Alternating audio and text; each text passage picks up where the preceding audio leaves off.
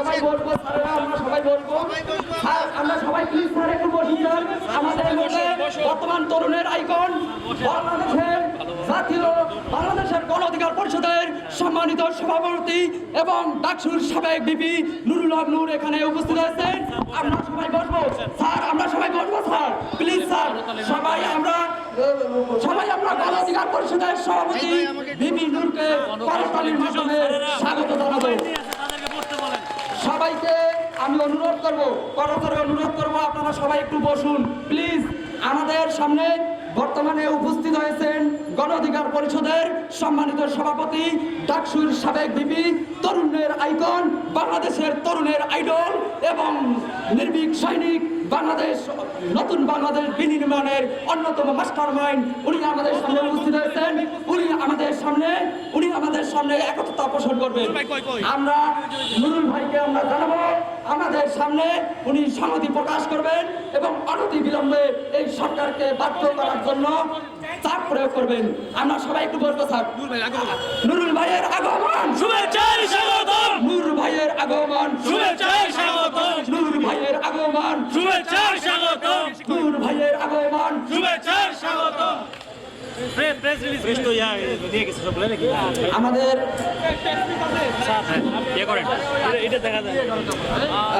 আমাদের প্রেস রিলিজটা আছে স্যার, আমাদের একটা প্রতিনিধি টিম সচিবালয়ে গেছেন, এই কারণে আমরা সচিবালয়ে আছেন। আমরা ভিপি নূরকে অনুরোধ করব আমাদের সামনে আপনি জোরালো ভাবে একটু বসুন স্যার,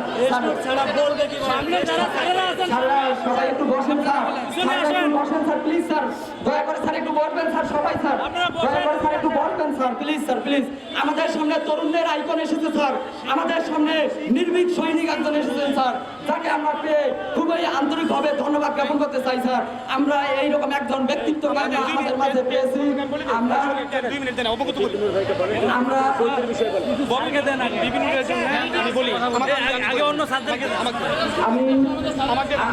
আমি স্যারকে সবাইকে অনুরোধ করবো স্যার, ম্যাডামরা আপনারা বসেন। বিপিনুর হয়তোবা বিপিনুর ভাই আমাদের বিষয়টা অবগত আছেন, তারপরেও আমি সুন্দরভাবে অবগত করছি যে আমরা অনেক শিক্ষক বিভিন্ন দূর দূরান্ত থেকে বিভিন্ন জায়গায় আমরা নিজ জেলা থেকে শত শত কিলোমিটার দূরে আমরা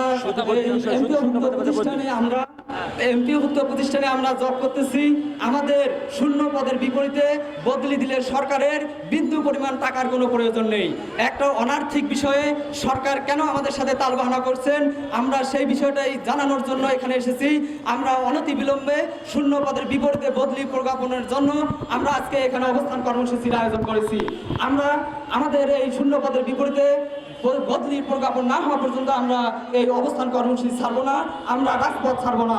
আমি বিপিনুর ভাইকে অনুরোধ করব, আপনি দেশের বর্তমান সমাজের তারুণ্যের আইকন এবং বৈষম্যবিহীন বাংলাদেশ গড়ার একটি আইকন, আপনি দৃঢ় প্রত্যয় ব্যক্ত করবেন, আমার দৃঢ় বিশ্বাস। আমরা সকল শিক্ষক, আমরা তরুণ শিক্ষক, আপনাদের কাছ থেকে এটাই আশা করি, আপনার এই সরকারের কাছে বাধ্য করবেন আমাদের এই শূন্য পদের বিপরীতে বদলি দেওয়ার জন্য। আমি বিপিনুরকে বিপি নূরের আগমন শুভেচ্ছায় স্বাগতম, বিপি নূরের আগমন শুভেচ্ছায় স্বাগতম, বিপি নূরের আগমন শুভেচ্ছায় স্বাগতম। আমি বিপি নূর ভাইকে আমি বিপিনুর ভাইকে নেতৃবৃন্দ যারা আছে তারা একটু দাঁড়ায়। আমি বিপিনুর ভাইকে করজোড়ে অনুরোধ করব যে ভাই, আমরা শত শত কিলোমিটার দূরে আমাদের শিক্ষকরা, আমরা শিক্ষকতা পেশায় আমরা নিয়োজিত আছি। আমরা স্যার আমাদের বাবা মা মারা গেলেও কিন্তু আমরা স্যার নিজ এলাকায় যেতে পারি না স্যার। আমরা আমাদের প্রত্যেক গণবিজ্ঞপ্তিতে আবেদন করার পয়েন্ট ছিল 7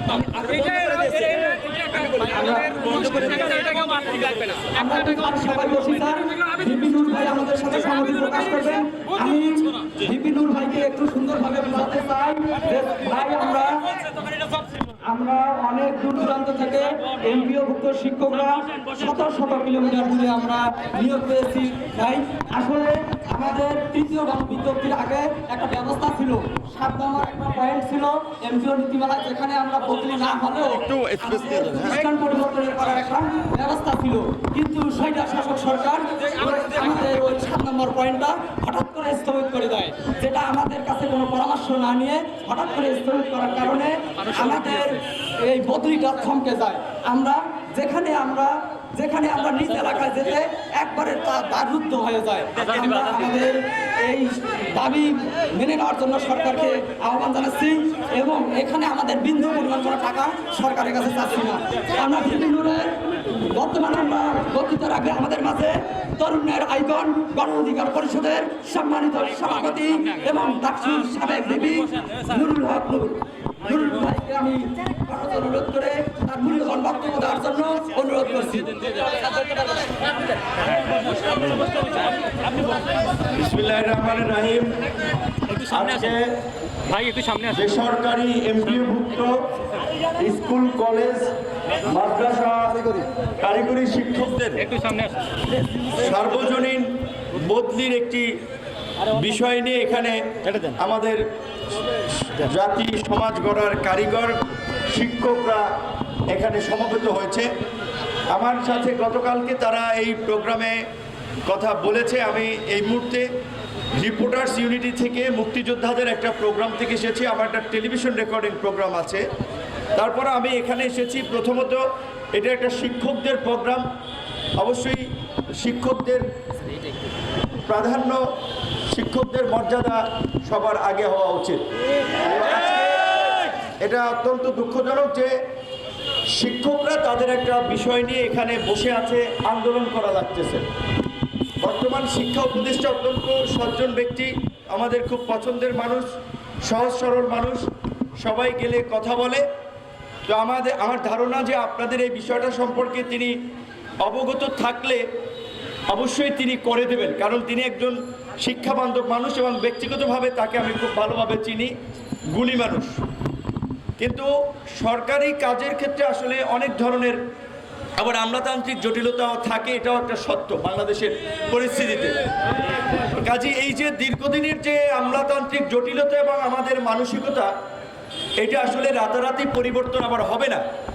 আমরা এই গণ অভ্যুত্থানের পরে সবাই একটা নতুন বাংলাদেশের কথা বলছি, পরিবর্তনের কথা বলছি। সেখানে আমাদের সারা দেশের মানুষকে তাদের মানসিকতার পরিবর্তন একটা জরুরি বিষয়। আজকে শিক্ষকদের যেটা আমরা অনেকদিন ধরে গণ অধিকার পরিষদের রাজনৈতিক অবস্থান থেকে এবং আমার ব্যক্তিগত উপলব্ধির জায়গা থেকেও আমরা বারবার বলছি, শিক্ষকদের সহ সরকারি চাকরিতে যে একটা ব্যাপক বেতন বৈষম্য এবং সুযোগ সুবিধার যে বৈষম্য, এটা দূর করা দরকার।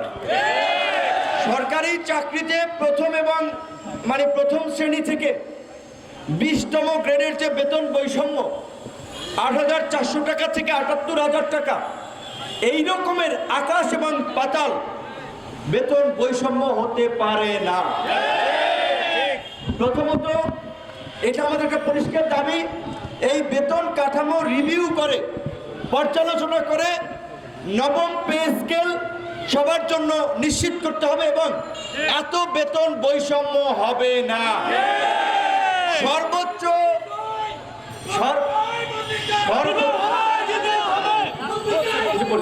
সর্বোচ্চ বেতন কাঠামো থাকতে পারে 8 থেকে 10টি। এই শিক্ষকদের, সে প্রাইমারি স্কুলের শিক্ষক হোক, হাই স্কুলের শিক্ষক হোক আর বিশ্ববিদ্যালয়ের শিক্ষক হোক, তার পরিচয় সে শিক্ষক। আগামী নেতৃত্ব তৈরি করার কারিগর। নেতৃত্ব মানে শুধু রাজপথে স্লোগান দেওয়া, বক্তব্য দেওয়া না, প্রত্যেকটি পেশার জন্য নেতৃত্ব তৈরি করা, সেই কাজটি করবে শিক্ষকরা। তাহলে শিক্ষকদের যদি সেই ধরনের সুযোগ সুবিধা না থাকে, তাদের বেতন বাড়ানোর জন্য, সুযোগ সুবিধা বাড়ানোর জন্য যদি আন্দোলন করতে হয়, তাহলে দেশ চলবে কিভাবে? আজকের এইখানের শিক্ষক কমিউনিটি তারা একটি সুনির্দিষ্ট দাবিতে এখানে উপস্থিত হয়েছে, যে সার্বজনীন বদলির বিষয়, যেটি হচ্ছে শূন্য পদের বিপরীতে বদলি। একটা জায়গায় যদি পদ শূন্য থাকে, ওইখানে তো শূন্য পদ আছে, সুতরাং সেই ক্ষেত্রে কেউ যদি বদলি হয়ে যেতে চায়, এটা তো অন্যায় না, এটা অন্যায্য না। কাজে এই দাবিটা তো আমার মনে হয় যে কেউ যদি এই যথাযথ কর্তৃপক্ষের আমলে আনে, এটা করে দেওয়া উচিত। এইটার জন্য আসলে কেন আন্দোলন করতে হচ্ছে এটা আমার কাছে ভালো লাগছে না। তো সেই জন্য আমি অনুরোধ জানাবো, এবং আমি নিজেও, কারণ সরকারের কোনো পার্ট না, কিন্তু সরকারের সবাই ভালো করেই জানে যে আমাদের আন্দোলনের ফলেই তারা আজকে গদিতে। আমাদের আন্দোলন, আমাদের ত্যাগ, আমাদের নির্যাতন নিপীড়নের ফলেই তারা আজকে উপদেষ্টা হয়েছেন, সচিব হয়েছেন, তারা দায়িত্ব পালন করছেন। আমরা রাজনৈতিক দল, রাজনৈতিকভাবে নির্বাচিত সরকারে আমরা আসতে চাই। 5 বছর কিংবা সংসদের মেয়াদ 4 বছর হলে 4 বছর, যেই কারণে আমরা এই সংক্ষিপ্ত যে অন্তর্বর্তীকালীন সরকার, যে তারা রাষ্ট্র সংস্কারের কিছু পদক্ষেপ নিয়ে তারা দ্রুত সময়ের মধ্যে একটা নির্বাচিত সরকারের কাছে ক্ষমতা হস্তান্তর করে দিবেন, সেটা হচ্ছে তাদের কাজ। সেই সরকারে আমরা যাই নাই, কিন্তু সরকারের সমস্ত কাজে আমাদের সব ধরনের সহযোগিতা থাকবে। আপনারা হয়তো লক্ষ্য করেছেন, ইতিমধ্যেই ফেসবুক, ইউটিউব, মূলধারার মিডিয়ায় সরকারের কিছু বিষয় নিয়ে আমি ব্যাপক সমালোচনা করছি। এটা সত্য, কারণ সমালোচনা করতে হবে যেন তাদের কোনো ভুল পদক্ষেপের কারণে মানুষের মধ্যে, পেশাজীবীদের মধ্যে অসন্তোষ তৈরি না হয়, মানুষের মধ্যে সন্দেহ সংশয় তৈরি না হয়। আপনারা দেখেছেন এই সচিবালয়ে আনসাররা আন্দোলন করেছিল, এই আমরা ছাত্র জনতা এসে সেটা মোকাবেলা করা লাগছে। আইন শৃঙ্খলা বাহিনী ততদিনে পারে নাই। বিভিন্ন জায়গায় আন্দোলন ছিল, বিদ্যুতের আন্দোলন, স্বাস্থ্য মন্ত্রণালয়ের কর্মচারীদের আন্দোলন, শিক্ষকদের আন্দোলন, বিভিন্ন শ্রেণী পেশার মানুষের আন্দোলন, প্রতিদিন আন্দোলন, সচিবালয়ের সামনে আন্দোলন, শাহবাগে আন্দোলন, এই প্রেস ক্লাবে আন্দোলন। তখন আমরা সবাইকে অনুরোধ করেছিলাম যে আল্লাহর হস্তে 2 মাস, 1.5-2 মাস একটু সরকারকে স্থিতিশীল হতে সময় দেন, আপনাদের যে কোনো যৌক্তিক দাবি দেওয়া সরকার বিবেচনা করবে। কারণ যেই বৈষম্য নিরসনের জন্য আমরা আন্দোলন করেছি, এই পরিবর্তিত পরিস্থিতিতে কোনো ধরনের বৈষম্য থাকবে এটা তো আমরা সমর্থন করি না, করবো না। কাজেই সেই আন্দোলনগুলো আমরা থামিয়েছি, তাদের সাথে কথা বলে, তাদেরকে বুঝিয়ে। এখন তারা আবার তাদের দাবি দেওয়াগুলো আসছে, ভাই আপনি তো আশ্বাস দিয়েছিলেন 2 মাস আন্দোলন না করতে, আমরা তো করি নাই, তো এখন আমাদের দাবি দেওয়া বাস্তবায়নের প্রক্রিয়া আমাদেরকে ঠিক করে দেন। সেই ক্ষেত্রে আমরা সরকারকে বলবো, অবশ্যই যে কোনো আন্দোলনকারী স্টেক হোল্ডারদের সাথে আলাপ আলোচনার মাধ্যমে সমাধানের পথে যেতে হবে। সেই জন্য হয়তো দৃশ্যমান কোনো অসঙ্গতি কিংবা কোনো বিষয়ের আলোকে সরকারের সমালোচনা আমরা করি, আপনারাও করবেন। মানুষ সমালোচনার ঊর্ধ্বে নয়। আর এই সরকারের সফলতা ব্যর্থতার উপরে আমাদের আগামীর বাংলাদেশ, আমাদের পুরো জাতির ভবিষ্যৎ নির্ভর করছে। সুতরাং অন্যদের চেয়ে এই সরকারের কাজে সতর্কতা অবলম্বন করতে হবে, এবং আমাদেরকে প্রত্যেককে ঈগল আই, তীক্ষ্ণ দৃষ্টি তাদের উপরে রাখতে হবে যে তাদের কার্যক্রম সঠিক হচ্ছে কিনা, মানুষ উপকৃত হচ্ছে কিনা, মানুষের মধ্যে কোনো ধরনের অসন্তোষ তৈরি হচ্ছে কিনা। তো শিক্ষক সমাজের এই যৌক্তিক দাবি আমরা মেনে নেওয়ার আহ্বান জানাই। বেতন বৈষম্য, বেতন কাঠামোর বৈষম্য আমরা দূর করার আহ্বান জানাই। আপনাদের বেতনের স্কেল কত? 9,300 টাকা সর্বনিম্ন। 9,300 শিক্ষকদের বেতন হয় 9,000 টাকা। এটা বেসরকারি, 9,300 বেসরকারি একটা অফিসের পিওনেরও বেতন 20,000 টাকা, আপনার 20,000 টাকা, 18,000 টাকা। তাহলে শিক্ষকদের বেতন এই 9,000 টাকা, 14-15,000 টাকা বেতন দিয়ে কি এই সমাজে আজকের দিনে চলা যায়? শিক্ষকদের বেতন হওয়া উচিত ন্যূনতম 30,000 টাকা। আমরা সরকারকে বলবো, অবশ্যই তারা এটা বিবেচনা করবে, শিক্ষকরা যেন সমাজে মর্যাদার সাথে বাস করতে পারে। তারা একটা অনুষ্ঠান করবে, অমুকের কাছে হাত পাতা লাগে, স্কুলের শিক্ষকের বিদায় অনুষ্ঠান, কোন একটা প্রোগ্রাম, একজন শিক্ষক অসুস্থ হয়েছে তার চিকিৎসার জন্য, এইটা পুরো জাতির জন্য অসম্মানের। অবশ্যই আমরা সেটা বলি, শিক্ষকদেরকে যদি আমরা সমাজ এবং রাষ্ট্র গড়ার কারিগর বলি, শিক্ষা উপদেষ্টা নিজেও কিন্তু একজন শিক্ষক, জানেন তো। আমরা নিশ্চয়ই আশা করি আপনাদের বিষয় বিবেচনা করবে, কিন্তু এটা অত্যন্ত যৌক্তিক এবং ন্যায়সঙ্গত। প্রাইমারি স্কুল হোক হাই স্কুল হোক বিশ্ববিদ্যালয়ের হোক, তিনি তো শিক্ষক। শিক্ষকদের বেতন হতে হবে ন্যূনতম 30,000 টাকা। সব ধরনের সুযোগ সুবিধা শিক্ষকদের থাকতে হবে। শিক্ষকরা তাদের পেনশনের টাকা তুলতে গিয়ে অফিসের কেরানিকের দ্বারা হয়রানি, তারে 5-10 হাজার টাকা দেওয়া লাগে একটা ফাইল এই টেবিল থেকে ওই টেবিল থেকে ট্রান্সফার করতে। সমস্ত অফিসে একজন শিক্ষক গেলে চা খাওয়াবেন, বিস্কিট খাওয়াবেন, সুন্দরভাবে কথা বলবেন, তাদের দাবি দেওয়া যত দ্রুত সম্ভব বাস্তবায়নের জন্য আপ্রাণ চেষ্টা করবেন। শিক্ষকরা কোনো ধরনের হয়রানি যেন হেনস্থার শিকার না হয়, সেই বিষয়টি সর্বমহলের আমাদের খেয়াল রাখতে হবে।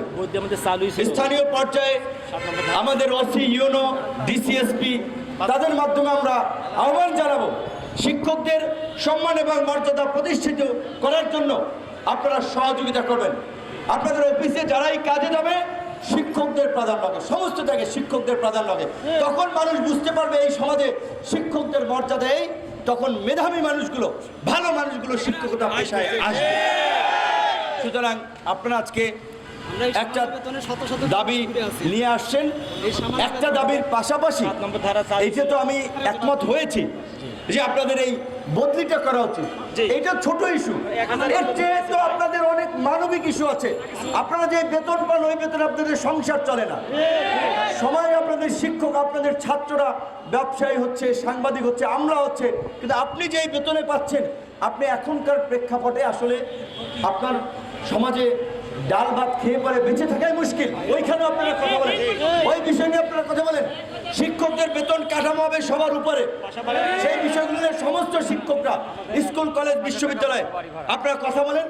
আমরাও সরকারের সাথে কথা বলবো, কিন্তু আমাদের দেশের যে প্রবণতা, সবাই যার যার অধিকার নিয়ে কথা না বললে আসলে তার অধিকার আদায় হয় না। কথা বলতে হবে। আর আজকের জায়গা থেকে আপনারা যেই বিষয়ে আমাকে ডেকেছেন সেই বিষয়ে আমার অবস্থান জানিয়ে দিয়েছি। এটা অত্যন্ত যৌক্তিক। বিশেষ করে এই অল্প টাকায় বেতন, তার বাড়ি কুড়িগ্রামে, তার যদি চাকরি হয় বরিশালে, খুবই মুশকিল।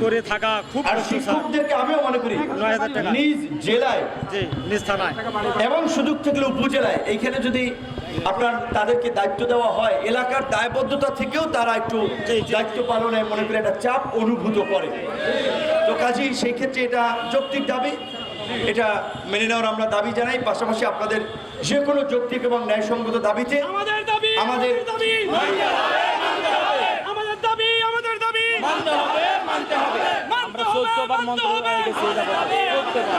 আমরা শিক্ষককে পরিষ্কার কথা ভাই আপনাদেরকে বলি, আমরা ক্ষমতায় যাব কি যাব না, কবে এমপি মন্ত্রী হব, এইটা আমরা হিসাব করি না। রাজনীতি করেছি আমাদের যে দলের স্লোগান, যে জনতার অধিকার আমাদের অঙ্গীকার, আমাদের অঙ্গীকার দেশ হবে জনতার। এই যে একজন রিক্সাওয়ালা ভাই বসে আছেন, বাসের ড্রাইভার যাচ্ছেন, টেম্পুর চালক যাচ্ছেন, আমাদের শুধু আমাদের কথা ভাবলে হবে না, সবার কথা ভাবতে হবে।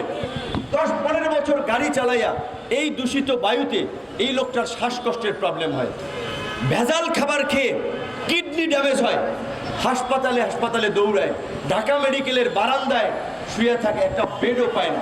তো এই মানুষগুলোর চিকিৎসা সেবা নিশ্চিত করা, সকলের জন্য খাদ্য নিরাপত্তা নিশ্চিত করা, রাজনৈতিক দল হিসেবে আমরা সবার কথা ভাবি, সবার কথা বলছি, আমরা বলবো। সুতরাং গণ অধিকার পরিষদকে আপনাদের যে কোনো যৌক্তিক দাবি দেওয়া আদায় আপনারা পাশে পাবেন। আপনাদের এই সার্বজনীন বদলির সহ বেতন বৈষম্য নিরসন হোক, শিক্ষকদের মর্যাদা প্রতিষ্ঠিত হোক, এই আহ্বান এবং প্রত্যাশা রেখে আমার বক্তব্য শেষ করছি। আল্লাহ।